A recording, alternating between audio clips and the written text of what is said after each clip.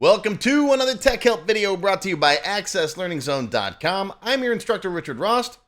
Today we're going to talk about character or word level substitutions, and we're going to clean up bad characters. What's a bad character? Any character you don't want. You want to replace it with something else, or even whole words inside of a text field, using some substitution and some loops and some other cool stuff in your Microsoft Access database. Today's question comes from Elliott in Athens, Georgia. Elliott says, I often import data into Access that has weird characters in the text fields, like curly quotes, accented letters, foreign symbols, lots of stuff like that. Is there a way to clean all that up and replace them with plain text automatically? Yeah, I have this problem myself too, especially on my website, whether it's getting orders from people or people type things into the forums. I like low ASCII characters. I don't like curly quotes or M dashes or any of those weird high ASCII characters. And I like to, it's just easier for the database and for the website to get rid of those characters. So in this video, I'm going to show you how to do that. We're going to make a substitution table. Okay. Before we do that though, this is a developer level lesson. Could you do this without code? Yeah, you probably could. But this is one of those things where it's so much easier to do with just a couple of lines of code than it is to try to, come up with update queries and this and that. And that. You got to have to loop through the characters or loop through the substitution characters either way. It's gonna involve a little bit of code. It's possible to do it without code, but I wouldn't want to. So this is a developer level lesson. What does that mean? Well, we're going to use some VBA, right? Visual Basic for Applications. If you've never used any VBA before, go watch this video. Here's the link. I'll put it down below. And it's about 20 minutes long, and it'll teach you everything you need to know to get started. We're going to also use a while loop. So go watch this video. We're going to use the replace function to replace something inside of a text with something else. And we're going to use a record set to make the magic happen in the first place. So go watch all of these videos. They're free. They're on my YouTube channel. They're on my website. Then come on back.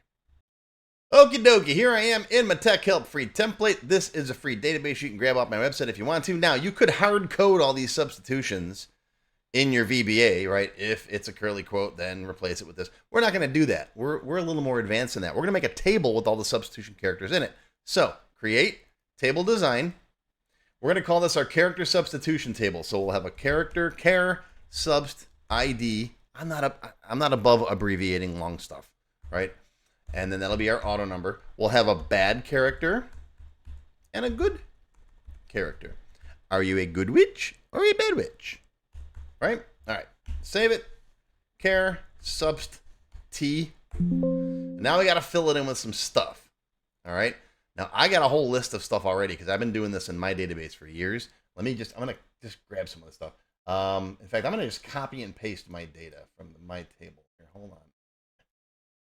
There we go. All right, so there's a curly quote. That's an open curly quote. I think I got the close curly quote down here. Both of those I want to convert over to regular double quotes, right? Same thing with the single quotes. I hate these things, right? N dashes, M dashes. We're going to place both of those with a hyphen. An ellipsis is going to be 3 periods. And then you got all your stuff with the accents over them, right? All your E's, your A's, your O's. There's more. There's I's.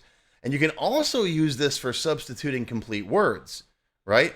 So if you see someone type in that, it'll convert it to this. Or if they type in this a lot, make it FBI. You can use it for misspellings, right? Misspellings can be Oh, see, it auto-corrected me. I want misspellings tab. I'm going to, let's see, do it. Yeah, undo. Come back here. MISPLELLINGS. Tab. It did it again.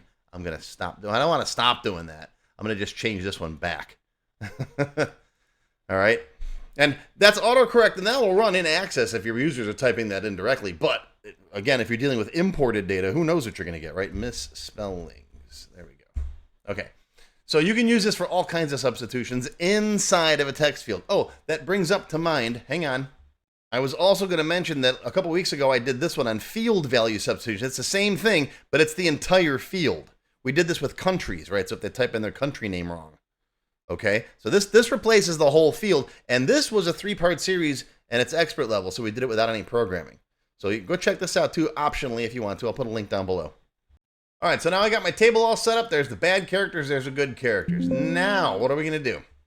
Well, let's just pick a field. We'll work with our notes field in here. You can do this with any field if you want to. It'll work anywhere, really. And let's design this guy just for the purposes of class. I'm going to get rid of this stuff, and I'm going to get rid of that. And we're just going to make this button here our fix-it button. And let's make this a little bigger so we can see all the text that's in there. Okay. All righty. What are we going to put in our fix-it button? All right, build event. Here's my code builder.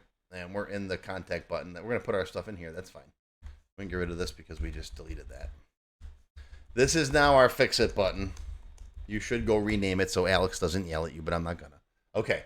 We need a couple things. We need a record set so we can loop through all of the items in our fix-it table, right? We want to loop through each one of these records and change using the replace function. If it finds that, replace it with that. Now, I got 25 items in here. I'm guessing, especially if you're using long text fields, I'm guessing that there will be fewer records in here than will be characters in your long text.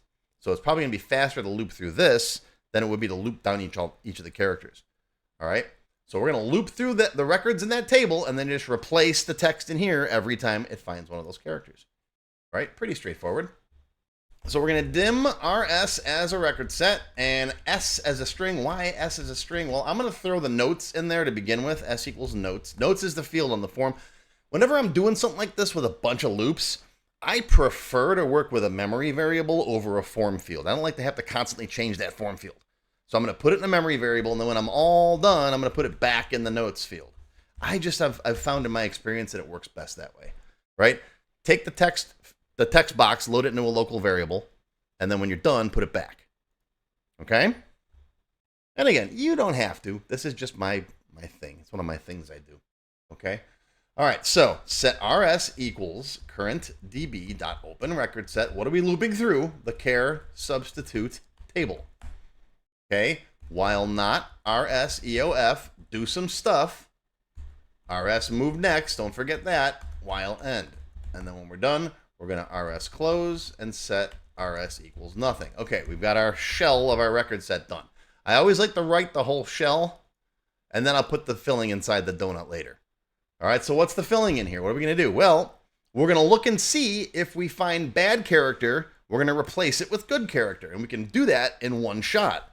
S, the whole string, equals replace S, rs bad character with rs good character. Just like that. And then fix that real quick.